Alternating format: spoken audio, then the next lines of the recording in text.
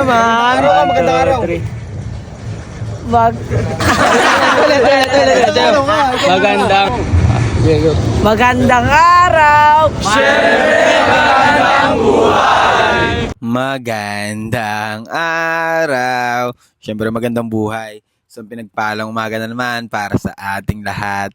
Today is the day that the Lord has made. Kaya naman ito, pagkagising na pagkagising, siyempre, pinaghanda ko muna yung mga anak ko ng pagkain dyan. Solid. O nga po pala, yan nga po pala yung Dugout Dreamers team. O nga po pala, syempre sa mga hindi nakapanood ng video natin, galing po kasi sila sa iba't ibang probinsya. So hindi nila kasama yung mga magulang nila. Kaya naman kailangan mag-stay din tayo sa tabi nila kasi tayo yung pangalawang magulang nila. Kaya naman tayo yung naghahain, tayo yung nagluluto ng mga kain nila. Ito yung feeling at obligasyon na gusto kong ulit-ulitin.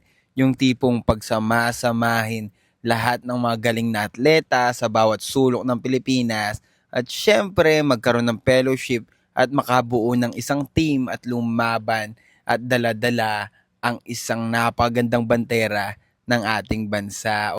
Imagine yung dating hindi nagagawa ng iba, yung dating akala ng iba ay imposible.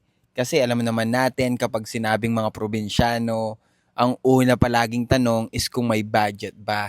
Kaya naman ito yung programa at ito yung isa sa mga pangarap namin na sana matupad at magtuloy-tuloy na. Na yung tipong bigyan ng oportunidad bawat bata sa iba't ibang probinsya. Yung tipong ito yung tinatawag nilang all-star na probinsyano. Yung tipong pwede mo silang paghalu-haluin.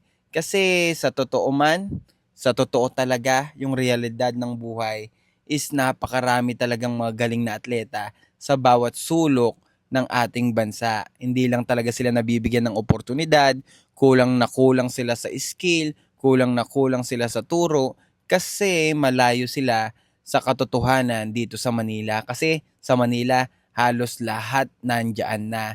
Lahat ng mga national team coaches, lahat ng mga players na coaches din, 'di ba? So, kaya lahat ng advantage is nasa Manila. Kaya naman sobrang laking blessing sa amin nung pinayagan kami ng manager namin na buuin yung team na to at pagsama-samahin yung mga batang galing sa iba't ibang lugar.